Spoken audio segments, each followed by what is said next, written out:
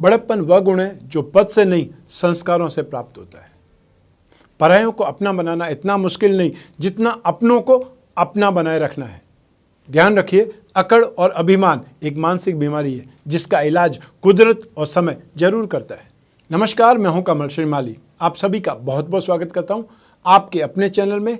श्राद्ध पक्ष चल रहा है और श्राद्ध पक्ष में मातृ नवमी मनाई जाएगी। श्राद्ध पक्ष का एक दिन महिलाओं को समर्पित होता है। इस दिन को मातृ नवमी के नाम से जाना जाता है। शास्त्रों में बताया गया है कि परिवार में जिन महिलाओं की मृत्यु हुई है उनकी आत्मा की संतुष्टि के लिए यह तिथि उत्तम है।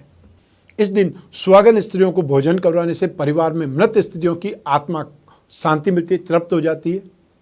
और पुराणों में एक रोचक विषय का उल्लेख किया गया है कि प्राण त्याग करने के बाद में महिलाएं भी पुरुष रूप को धारण कर लेती है और पितरों में शामिल हो जाती है और पितृ देवताओं के समान प्रभावशाली होते हैं। कुंडली में ग्रह नक्षत्र अनुकूल भी बैठे हों तब भी पितृगणों के नाराज होने से, पितृदोष होने से ग्रह शुभ फल नहीं दे पाते। जो महिलाएं मृत्यु के बाद में पितृ बन जाती है वह मातृ नवमी के दिन अपने परिवार के सदस्यों के बीच में आती है। सुहागन स्त्रियों के भोजन और दान देने से ये फायदे माता और पितरों के नाम से जो व्यक्ति इस दिन ब्राह्मणों और सुहागन स्त्रियों को भोजन करवाते हैं उन पर पितृ प्रसन्न होते हैं। यह अपने संतान और परिजनों पर प्रसन्न होकर के उन्हें समृद्धि का, वंश वृद्धि का आशीर्वाद देते हैं और इससे देवताओं की भी कृपा प्राप्त होती है और ग्रह नक्षत्र भी अनुकूल फल प्रदान करने लगते हैं। विशेष तौर पर पितरों की पूजा से राहु केतु से संबंधित ग्रहों की अशुभ प्रभाव या अशुभ स्थितियां, प्रतिकूलता नष्ट हो जाती है, दूर हो जाती है, शांति मिलने लगती है। इसके विपरीत अपोजिट जिनके घर में मातृ नवमी के दिन सुहागन स्त्रियों या ब्राह्मणों को भोजन नहीं करवाया जाता है उनके पितृ नाराज या दुखी होकर के कष्ट और रोग का श्राप देते हैं, जिससे सुख समृद्धि में बाधाएं आती है। ऐसा मान्यता है या ऐसे बुजुर्ग कहते थे। अब मानना या नहीं मानना ये तो आपके ऊपर है। शास्त्रों में कहा गया है कि मातृ नवमी के दिन सुहागन स्त्रियों को सुहाग सामग्री भी दान करनी चाहिए।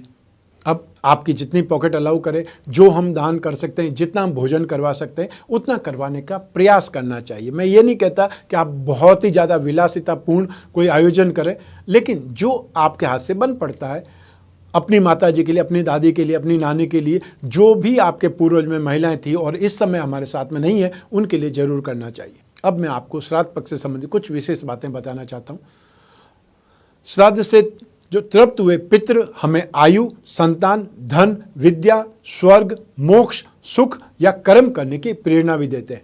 इसलिए तो शास्त्र का चाहे वैदिक कर्म हो या पुराणोक्त, चाहे वो कर्म हो, उसके पहले वचनांग नांदे श्राद्ध कर्म करने की आज्ञा देते हैं। और यदि किसी को पितृदोष हो या किसी को अपने पितृदोष से मुक्ति पानी हो तो उसे श्रद्धा से इस श्राद्ध पक्ष में अपने पितरों का तर्पण या श्राद्ध करके पितृदोष से मुक्ति पाने का प्रयास जरूर करना चाहिए। यही एक ऐसा अवसर है जब पितृलोक के स्वामी अरिमा देव सभी प्राणियों को अपने अपने स्थान पर श्राद्ध का अवसर प्रदान करते हैं। आश्विन कृष्ण पक्ष जब सूर्य कन्या संक्रांति पर हो तब पितरों के निमित्त किया गया श्रद्धापूर्वक दान, तर्पण, भोजन आदि उन्हें मिलता है और वह अक्षय हो जाता है।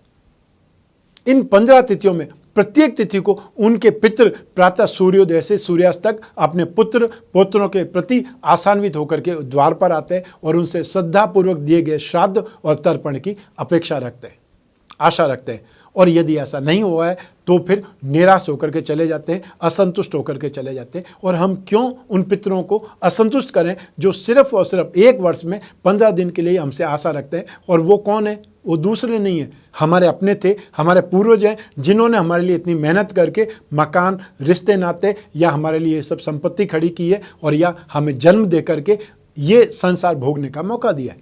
मेरे सब इतना सा प्रयास है। मैं सिर्फ इतनी ही रिक्वेस्ट या इतनी प्रार्थना करना चाहता हूँ कि श्राद्ध के बारे में गलत नहीं बोलें। आप नहीं करना चाहते कोई बात नहीं, लेकिन श्राद्ध के बारे में कुछ भी गलत बोल करके कि ये सब ब्राह्मणों को खिलाने से क्या हो जाएगा, कौन सा श्राद्ध किसी को मिल जाता है, ये सब कुछ बोल करके आस्था को या जो हमारे संस्कार उनको चोट मत पहुंचाइए। आप नहीं करना चाहते कोई बात नहीं, लेकिन जो कर रहे उनकी राह में आड़े आकर के उनको कुछ गलत शब्द बोल करके उनको राह से भटकाने का कर्म आपके लिए पाप कर्म है। ये ध्यान रखिएगा। मैं कामना करता हूं कि आप स्वस्थ रहें, प्रसन्न रहें, सुरक्षित रहें। अपना और अपने परिवार का बहुत बहुत ख्याल रखें। आप सभी को मेरा नमस्कार, बहुत बहुत शुभकामनाएं। ईश्वर आपकी रक्षा करें, आपके पितृदेव आपकी रक्षा करें। बहुत बहुत धन्यवाद।